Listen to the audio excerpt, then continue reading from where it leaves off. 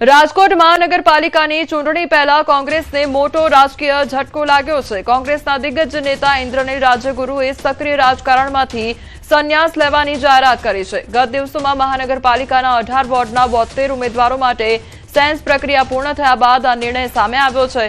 તો શહેર કોંગ્રેસ પ્રમુખ રાજદીપસિંહ જાડેજાએ જણાવ્યું છે કે રાજ્યગુરુએ 35 વર્ષથી કોંગ્રેસ માટે સેવા આપી છે અને હવે તેઓ ચૂંટણીમાં માનસિક અને આર્થિક રીતે પક્ષને સહયોગ આપતા રહેશે। ભટકાવાની વાત નથી। પ્રથમ આપને વાત કરું, ઇન્દ્રનીલભાઈ રાજ્યગુરુ મારી સાથે લાઈવ કોન્ટેક્ટમાં છે। ભારતીય જનતા પાર્ટીને સ્થાનિક સ્વરાજની ચૂંટણીની અંદર લડવા માટે મજબૂતાઈથી અમારી સાથે છે। આર્થિક રીતે પણ સાથે છે, માનસિક રીતે પણ સાથે છે। કોંગ્રેસમાંથી નિવૃત્તિ જાહેર નથી કરી। પોતાની જે એજ છે એટલે કે 60 વર્ષ પૂરા થવાને આડે છે ઇન્દ્રનીલભાઈ, કદાચ 60+ થઈ જશે હમણાં। રાજકીય સ્ટેજ ઉપર તમને નહીં જોવા મળે। તરફ અમદાવાદને 2030ના કોમનવેલ્થ ગેમ્સની યજમાની મળી ગઈ છે, ત્યારે બીજી તરફ અમદાવાદ 2036ના ઓલિમ્પિકની યજમાનીની દાવેદારી કરી રહ્યું છે। ત્યારે વર્લ્ડ ક્લાસ સુવિધાઓ પર મનપાનું ફોકસ વધ્યું છે, જેના ભાગરૂપે શહેરમાં આધુનિક સુવિધાઓ ઊભી કરવાની તૈયારીઓ શરૂ થઈ ગઈ છે। જાહેર પરિવહનને વધુ સ્માર્ટ બનાવવા માટે એએમટીએસે શહેરના બસ સ્ટોપને સ્માર્ટ બસ શેલ્ટરમાં પરિવર્તિત કરવાનો નિર્ણય કર્યો છે। આ સ્માર્ટ બસ શેલ્ટરમાં વાઈફાઈ, સીસીટીવી કેમેરા અને ડિજિટલ એલઈડી ડિસ્પ્લે જેવી સુવિધાઓ ઉપલબ્ધ રહેશે, જેથી મુસાફરોને બસના સમય અને આવનારા બસ અંગેની સંપૂર્ણ માહિતી મળી શકશે।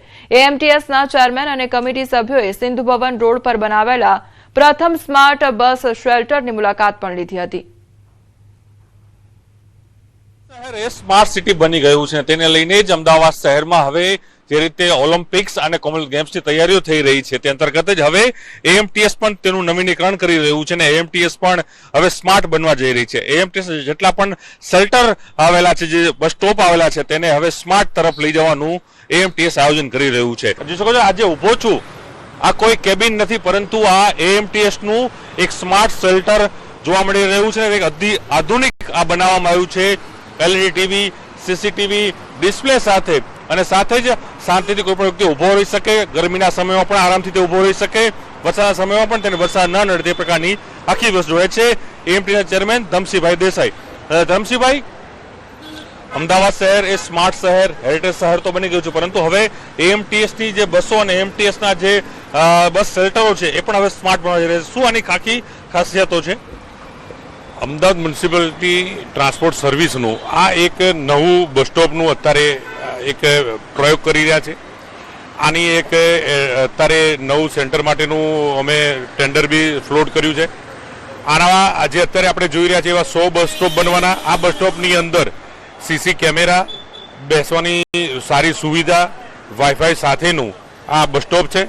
આના અંદર અમદાવાદ નગરજનો સારામાં સારી સુવિધા લઈ અને અમદાવાદ એમટીએસની સફર કરી શકે એના માટેના સંપૂર્ણ પ્રયત્ન કરવામાં આવ્યો છે। આ જ એસએસનું જે અત્યારે જોઈ રહ્યા છે એવા 100 ટોટલ અમદાવાદમાં બનશે અને બાકીના આવા 700 એ એસએસમાં એટલે પેલા લોખંડના જે બનશે, પણ ડિઝાઇન બધી આ જ પ્રમાણેની હશે અને આ જ સારી રીતે ઉપર એલઈડી અમુકમાં હશે 100 બસ સ્ટોપ પર, બાકીની જાહેરાત સાથેના પણ બધી જ બાકીની વાઈફાઈ, કેમેરા અને એલઈડી જે સ્ક્રીન છે એ બધામાં હશે, તો બી એમાં જાણ થઈ શકશે। ચોક્કસ દ્રશ્ય બતાવીશ, આપણે જોઈ શકો છો કે આ સીસીટીવી છે, એટલે સીસીટીવી પણ મૂકવામાં આવ્યા છે। આખું આ જે સ્માર્ટ શેલ્ટર હોમ છે તૈયાર કરાયું છે, એસએસ આખો ઉપયોગ કરવામાં આવી રહ્યો છે, કોઈ પણ વ્યક્તિ સરળતાથી બેસી શકે તે પ્રકારની આખી વ્યવસ્થા છે ઊભી કરવામાં આવી રહી છે। અને આવા ભવિષ્યની અંદર કહી રહ્યું છે કે 800થી પણ વધુ શેલ્ટર છે ઊભા કરાશે, જે કહી શકાય કે અમદાવાદ શહેર જે સ્માર્ટ ટેગ લાગ્યું છે તેને વધુ સ્માર્ટ કરવા માટેનો પ્રયાસ એએમટીએસ હાલ અહીં કરી રહી છે। જિલ્લા વિકાસ અધિકારી સામે શિક્ષણ સંઘ દ્વારા રજૂઆત કરવામાં આવી। રાજકોટ ડીડીઓ દ્વારા પરિપત્ર બહાર પાડવામાં આવ્યો છે, જેમાં સરકારી શાળાના શિક્ષકો અને આચાર્યો શાળાની આસપાસ 100 મીટરના એરિયામાં તમાકુ, સિગારેટ વેચનારા વિરુદ્ધ દંડ ફટકારશે। તો શિક્ષણ સંઘે આ પરિપત્રના અમલ અંગે રજૂઆત કરી છે કે શિક્ષક દંડ વસૂલવાની કામગીરી કરશે તો શૈક્ષણિક કાર્યો પર અસર પડશે, તેમજ કાનૂની વિવાદ ઊભી થવાની પણ શક્યતા વ્યક્ત કરવામાં આવી છે। સંવાદદાતા અંકિત અમારી સાથે જોડાઈ ગયા છે। અંકિત, ડીડીઓના પરિપત્ર સામે શિક્ષણ સંઘ દ્વારા વિરોધ કરવામાં આવી રહ્યો છે, શું છે આખી ઘટના?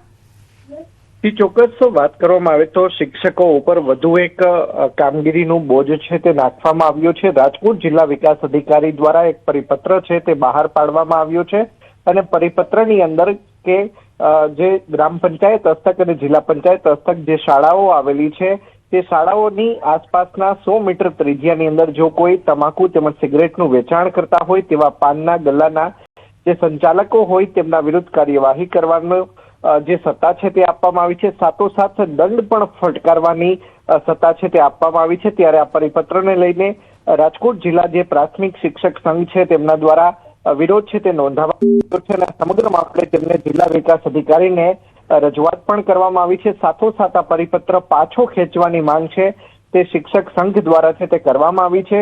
શિક્ષક સંઘનું કહેવું છે કે રાજકોટ જિલ્લા પંચાયત હસ્તક જેટલી શાળાઓ આવેલી છે તેમાં 5500 થી વધુ સરકારી શાળાના શિક્ષકો છે તે પ્રાથમિક શાળામાં કામકાજ કરે છે. ત્યારે જો આ વધુ એક જવાબ ખભે આપવામાં આવશે તો તેના કારણે તેમને જે શૈક્ષણિક કાર્ય છે તેમાં ખોરંભાઈ શકે છે. સાથોસાથ શિક્ષકોને જે વસ્તી ગણતરીની જે જી અંકિત, આપને રોકવા માંગીશ. આપણી સાથે કિરીટસિંહ શિક્ષણ સંઘમાંથી જોડાયા છે. સૌથી પહેલા તો આપનું ન્યૂઝ 18 ગુજરાતીમાં સ્વાગત છે. હવે પરિપત્ર જારી કરવામાં આવ્યો છે પરંતુ શિક્ષકો દ્વારા વિરોધ કરવામાં આવી રહ્યો છે. આખરે આ વિરોધ શા માટે થઈ રહ્યો છે? જી મેડમ, એમાં એવું છે, અમારા ડીડીઓ સાહેબે એક પરિપત્ર કરેલો છે કે શાળાથી 100 ત્રિજ્યાની અંદર 100 મીટર ત્રિજ્યાની અંદર તમાકુનું વેચાણ થતું હોય તો એમને દંડ કરવાનો. તો આ કામ શિક્ષકોનું કામ નથી, બરોબર? એટલે અમારી ઉપર પ્રેશર કરવામાં આવે તમે એમને દંડ કરો. આના હિસાબે અમારે આજુબાજુ જે શાળાઓ છે એ શાળાઓના જે દુકાનો છે એની હારે અમારે સંઘર્ષમાં થાય છે. બીજું કે 30% એવી બહેનો છે કે એને દંડ ભરવો પડે. એટલા માટે અમે આ પરિપત્રનો સખ્ત વિરોધ કરીએ છીએ. જી કિરીટસિંહ, એટલે અવારનવાર આ પ્રકારની જવાબદારીઓ શિક્ષકોને આપવામાં આવતી હોય છે. તે પછી કોઈ પણ મોટી બીમારી આવી જાય કે પછી અન્ય કોઈ જવાબદારી હોય તો તે બધી જ જવાબદારી શિક્ષકોને આપવામાં આવતી હોય છે અને વધુ એક આ જવાબદારી સોંપવામાં આવી છે. એટલે શું કામનો બોજો પણ વધી જતો હોય છે શિક્ષકોને? આજે કોમલજી, હવે જે વાત એવું છે, કોઈ પણ હમણાં જ વિધાનસભાની અંદર આ પ્રશ્ન ઉઠ્યો હતો કે શિક્ષકોને ઘણી બધી કામગીરી સોંપવામાં આવે છે પરંતુ રાષ્ટ્રીય કામગીરી હોય અમે હોશથી કરી છે. અમને તમને ખ્યાલ હોય તો SIR ની કામગીરી તમામ શિક્ષકોએ ખંતથી કરેલી છે, બરાબર? એટલે રાષ્ટ્રીય કામગીરી હમણાં વસ્તી ગણતરી આવે, ઇલેક્શનની કામગીરી, એમાં શિક્ષકો કામ કરે છે પરંતુ આ કામગીરી છે શિક્ષણને લગતી નથી. ભલે તમાકુ નિષેધ છે એ માટે જનજાગૃતિ આવવી જોઈએ, એ બાબતની સારી છે કે એનામાં અમે જાગૃતિ લાવી પ્રાર્થના સભાની અંદર આ કાર્યક્રમ કરી છે. નાટક દ્વારા લોકોને જાગૃતિ આપી છે કે ભાઈ તમાકુનું સેવન ના કરવું જોઈએ. પરંતુ જે ગલે જઈ અને જે દંડ આપવાનું કામ છે એ અમારું કામ નથી. માનો કે આપણે સરકારનો નશાબંધી વિભાગ છે તો એને આ નશાબંધી વિભાગને આ કામગીરી સોંપી શકાય, પોલીસને પણ કામગીરી આ સોંપી શકાય.